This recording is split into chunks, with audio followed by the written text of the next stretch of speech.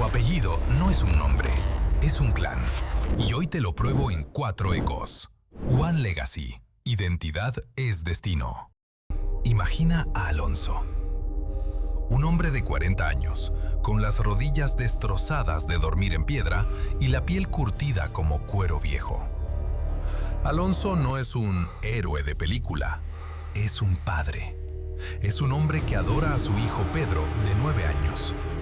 Y Alonso está aterrorizado, porque dio su palabra. Y en 1294, la palabra era lo único que separaba a un hombre de una bestia. Tarifa, el fin de Europa.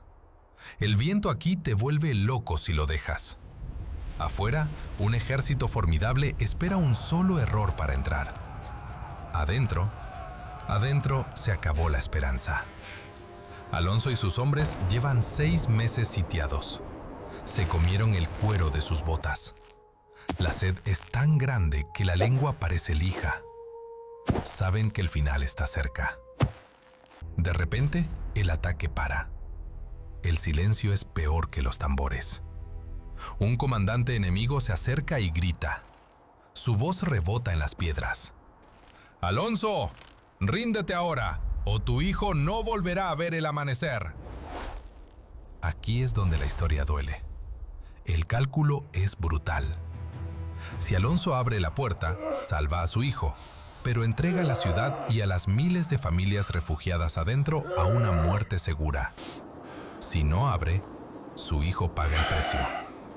Una vida contra todas las vidas. Alonso no gritó amenazas, no insultó. Hizo lo único que podía hacer para no volverse loco. Arrojó su propia daga hacia el enemigo. No fue un acto de guerra. Fue el sonido de un padre rompiéndose por dentro para cumplir con su deber. Prefirió perder lo que más amaba antes que traicionar a quienes protegía. Ese día, Alonso cargó con una pesadilla eterna para que otros pudieran vivir. Y ese instinto feroz que sientes, esa necesidad de proteger a los tuyos contra todo pronóstico, no es paranoia. Es un eco. Es la memoria de que, a veces, el amor verdadero requiere sacrificios que nadie debería hacer. Olvida la corona. Este es Pelayo. Y Pelayo es un fugitivo. Su mundo se derrumbó. Lo perdió todo. Tierras, casa, estatus. Ahora está acorralado en una montaña de Asturias donde nunca deja de llover. Sus tropas son 300 locales, granjeros y pastores, armados con herramientas de campo y desesperación. El lugar es Covadonga, una garganta de piedra cerrada. Abajo sube una fuerza expedicionaria imparable. Arriba solo hay frío y miedo. La lógica militar dice una sola cosa: ríndete. Cualquier persona sensata habría bajado las manos y aceptado el nuevo orden. Pero aquí, la lógica se estrella contra la voluntad. Pelayo sabe que no pelean por un reino. Pelean por el derecho a existir. Por el derecho a decir no cuando todo el mundo te dice que te arrodilles. Decide que si van a morir, será bajo sus propios términos. Esperan al momento exacto. Y entonces, la montaña responde. Rocas, troncos y flechas caen desde las alturas sobre el valle cerrado.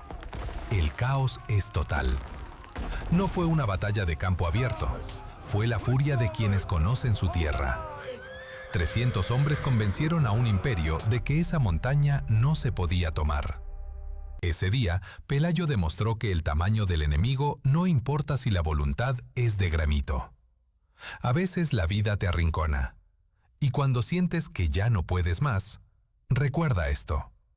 Esa terquedad que tienes, esa negativa absurda a rendirte, es una herencia cultural. Vienes de gente que convirtió las piedras en milagros. A Gonzalo lo llamaban el Gran Capitán, pero sus rivales se reían de él. En una época de caballeros brillantes, Gonzalo era un estudioso. Mientras otros buscaban gloria, él buscaba eficiencia. Entendía que la guerra estaba cambiando y él quería escribir las nuevas reglas. Italia, 1503. Enfrente tienen a la caballería más temida de Europa. Tanques humanos de acero sobre bestias de guerra. Gonzalo hace algo inaudito. Ordena cavar. Rompe el código de honor antiguo para preparar una trampa estratégica. La carga comienza. El suelo tiembla. El instinto te grita que corras. Pero Gonzalo camina entre sus hombres, tranquilo, calculando distancias. No confía en la fuerza física, confía en su diseño. No hubo choque de espadas, hubo trueno y humo. Por primera vez, la tecnología venció a la fuerza bruta. Los invencibles caballeros cayeron ante la pólvora y el ingenio. Gonzalo no solo ganó una batalla, jubiló a la Edad Media esa misma tarde. Tu ancestro demostró que el cerebro es la herramienta definitiva. A veces te sientes el extraño, el que quiere cambiar los procesos. Que hablen. Llevas la impronta de quien rediseñó el mundo con una pala y una idea. No necesitas ser el más fuerte, necesitas ser el que piensa 2 pasos adelante. ¿Crees que has tocado fondo?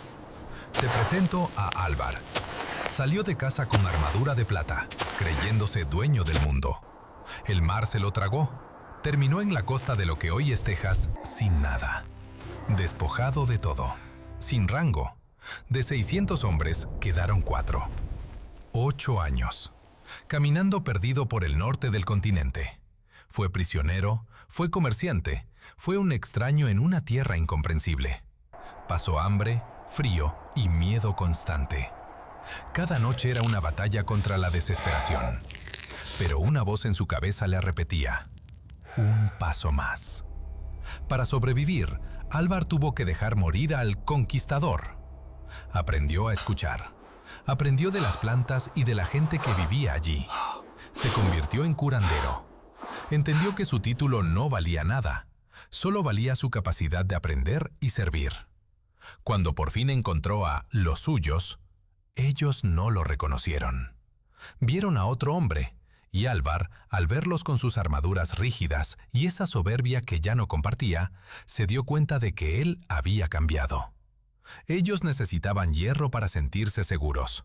Él había cruzado el infierno expuesto a los elementos y había sobrevivido. Nadie debería perderse tanto para encontrarse. Pero si hoy sientes que la vida te quitó todo, recuerda a Álvar. Tu capacidad de adaptación es infinita. La verdadera fuerza no está en lo que tienes, sino en quién eres cuando te quitan todo lo demás. Levántate, sigues caminando. Si sentiste algo, no es casualidad. Es memoria. Son ecos dentro de ti. Sacrificio, terquedad, diseño, renacer. Descubre tu origen.